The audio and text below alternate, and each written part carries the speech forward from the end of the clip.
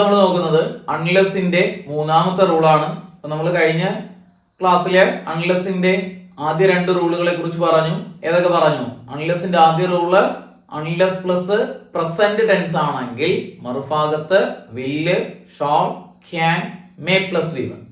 രണ്ടാമത് പറഞ്ഞു unless plus past tense ആണെങ്കിൽ മറുഭാഗത്ത് would, should, could, might plus v one. ഇനി അൺലെസിന്റെ മൂന്നാമത്തെ റൂളാണ് അൺലെസ് പ്ലസ് ഹാഡ് പ്ലസ് വി3. അൺലെസ് പ്ലസ് ഹാഡ് പ്ലസ് വി3. ഇഫിന്റെ അതേ റൂള് തന്നെയാണ് അൺലെസ്. അതുകൊണ്ട് നമുക്ക് പഠിക്കാൻ എളുപ്പമാണ്. അൺലെസ് പ്ലസ് ഹാഡ് പ്ലസ് വി3 ആണെങ്കിൽ മറുഭാഗത്ത് would, should, could, might plus have plus വി3. Would, should, could, might plus have plus വി3 ഉത്തരമായിട്ട് വരുന്നു. ഒന്നും കൂടെ റൂള് പറഞ്ഞേ.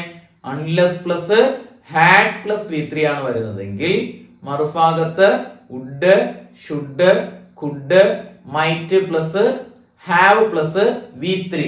ഓർമ്മയിലിരിക്കാം, വെർബ് വി3 ആണ്, മറക്കല്ലേ, വെർബ് വി3. നോക്കി അതുമായി ബന്ധപ്പെട്ട ചോദ്യം. Unless you had gone by taxi. Unless you had gone by taxi you dash the train. ഓപ്ഷനില് വിൽ മിസ് ഉണ്ട്, വുഡ് മിസ് ഉണ്ട്, വുഡ് ഹാവ് മിസ്ഡ് ഉണ്ട്, മിസ്ഡ് ഉണ്ട്. പറഞ്ഞു നോക്കി. അൺലെസ് വരുന്ന സെന്റൻസ് ഹാഡ് ഗോൺ എന്ന് പറയുന്നത് ഹാഡ് പ്ലസ് വി3 സൂചിപ്പിക്കുന്നു. ഹാഡ് പ്ലസ് വി3. മറുഭാഗത്ത് ഏത് വരാം?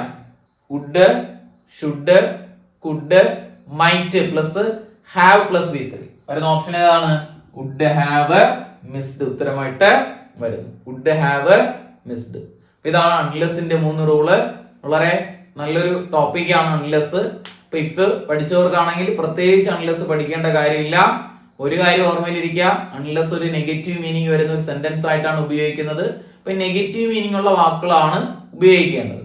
അപ്പൊ അത്തരത്തിലുള്ള മിസ് എന്ന് പറയുന്നത്, ഫെയിൽ എന്ന് പറയുന്നത് എന്നൊക്കെ പറയുന്ന വാക്കുകളൊക്കെ ആ വാക്ക് നെഗറ്റീവ്ലി മീനിങ് ആയിട്ടുള്ള നെഗറ്റീവ് മീനിങ് വരുന്ന വാക്കുകളാണ്.